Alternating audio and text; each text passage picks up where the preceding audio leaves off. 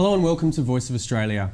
It's day 19 of the election campaign and we've seen the Prime Minister take a small break from electioneering to attend briefings on the current and anxious situation in Syria. The opposition leader was in Adelaide today in the division of Hindmarsh while Christine Milne and the Greens launched their campaign from the nation's capital. Here to discuss the day in politics is News Corp Australia's state political reporter, Yoni Bashan. Yoni, welcome. Hello. Now first up, obviously, big story of the day is Syria, Kevin Rudd's decision to head back to Canberra to be briefed on it. Now obviously neither Kevin Rudd or Tony Abbott would be trying to get political mileage out of what is a horrific situation. However, we are in an election, so how is this going to play out to the voters?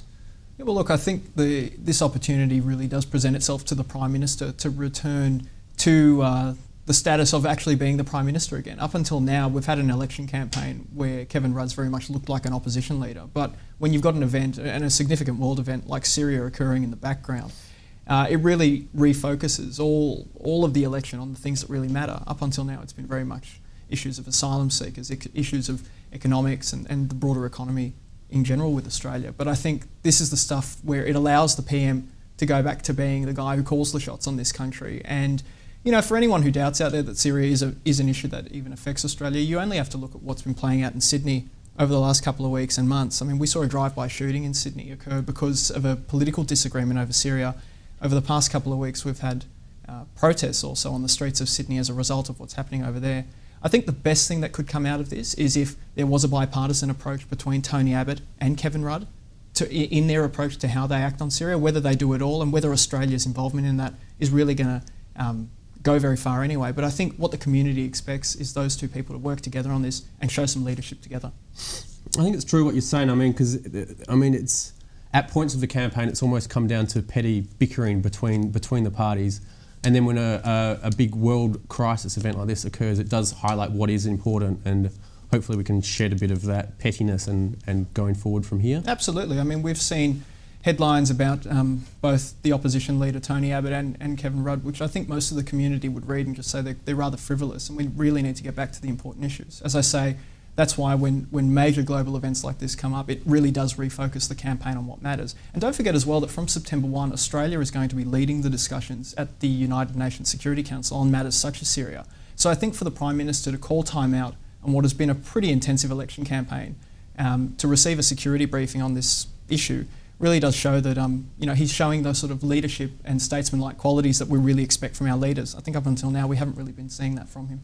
Absolutely, and I mean that is one of his strong suits, is Kevin Rudd, the diplomat on the world stage, isn't it? So it can't harm him at all to sort of highlight those skills and abilities. Absolutely, this is really playing to his strongest suit. I mean, we've been angling for a spot on the UN Security Council. From September 1, we're going to be leading it there. Look, another thing to consider is there are 24 hours in a day.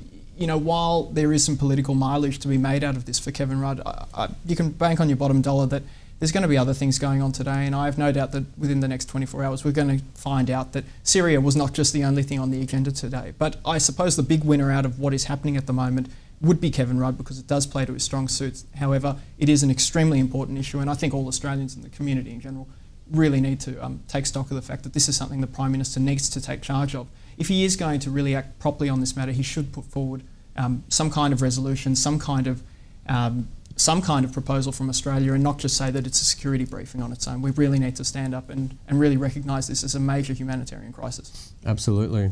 Now moving on from the international scene to something a lot more local, we haven't heard a lot out of everyone's favourite Liberal candidate, Jaymes Diaz. Now you've got some recent information on the man, but before we get to that, let's roll the clip. 6 points. Could you run through them for us? Well, I can run through all the details of the points, but look, the main thing is... No, the 6 points. The 6 points. Under Kevin Rudd, the boats... There's 6 points. Turn back the boats. Sure. Look, here's the thing. That's got to be one of the favourite moments from the campaign so far. Now, you've got some updates on Jaymes Diaz, because I mean, we haven't heard a lot out of him since we didn't hear a lot out of him then. No, absolutely, and I guess... what was so farcical about the issue with Jaymes Diaz is that he went underground, which no one would really criticise him for. Well, he had 5 more points to learn, didn't he? Well, absolutely, and I think one of the funniest things about that whole interchange with with Jaymes Diaz is that the Liberal Party called in all of their Western Sydney candidates after that to go through intensive crisis media training. So they would have to learn by rote each of the 6 points of the coalition's immigration policy. I think probably one of the saddest points about Jaymes Diaz is that we still haven't heard from him. It's been a number of days since that rather catastrophic interview took place.